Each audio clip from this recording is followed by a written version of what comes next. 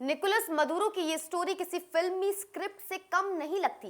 एक bus driver जो trade union की राजनीति से उठकर वेनेजुएला का राष्ट्रपति बनता है और जिसकी आध्यात्मिक जड़ें भारत के सत्य साईं बाबा से जुड़ी हुई हैं। मदुरो का जन्म 1962 में वेनेजुएला की राजधानी काराकास में एक साधारण कैथोलिक मजदूर परिवार में हुआ। पिता ट्रेड यूनियन लीडर थे। कम उम्र में ही उन्होंने बस ड्राइवर के तौर पर काम शुरू किया और इसी दौरान ट्रांसपोर्ट यूनियन की सक्रिय राजनीति में उतर गए। यहीं से उनका पॉलिटिकल करियर बनना शुरू होता है। 1990 के दशक में जब ह्यूगो चावेज ने व्यवस्था के खिलाफ बगावत की और फिर धीरे धीरे सत्ता तक पहुंचे, तो मदुरो उनके करीबी साथी और भरोसेमंद सिपाही बन गए।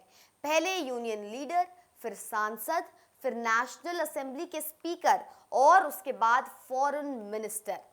चावेज ने कैंसर से जूझते हुए अपनी मौत से पहले मदुरो को ही उत्तराधिकारी चुना और 2013 में चावेज की मौत के बाद मदुरो वेनेजुएला के अंतरिम राष्ट्रपति, फिर बाद में निर्वाचित राष्ट्रपति बने।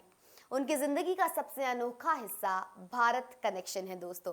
मदुरो को उनकी पत्नी सिसिलिया फ्लोरेस के जरिए आंध्र प्रदेश के आध्यात्मिक गुरु सत्य साई बाबा के बारे में पता चला और धीरे धीरे वे बाबा के प्रबल भक्त बन गए। 2005 में मदुरो और फ्लोरेस ने पुट्टरपर्थी के प्रशांति नीलियम आश्रम में जाकर साईं बाबा से मुलाकात की। तब मदुरो वेनेजुएला के विदेश मंत्री थे। 2011 में सत्य साई बाबा के निधन पर मदुरो ने वेनेजुएला की ओर से आधिकारिक शोक प्रस्ताव पारित करवाया और सार्वजनिक रूप से कहा कि बाबा की सीख और गुरु की बुद्धि उन्हें जिंदगी और राजनीति में रास्ता दिखाती है।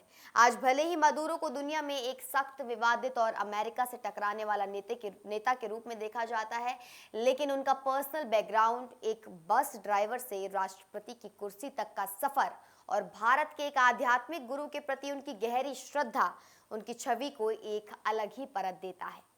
आप देख रहे थे इंडिया न्यूज का डिजिटल प्लेटफॉर्म। मैं आपके साथ निकिता रावत फिर मिलती हूँ कुछ ऐसे ही अननोन और इंटरेस्टिंग फैक्ट्स लेकर।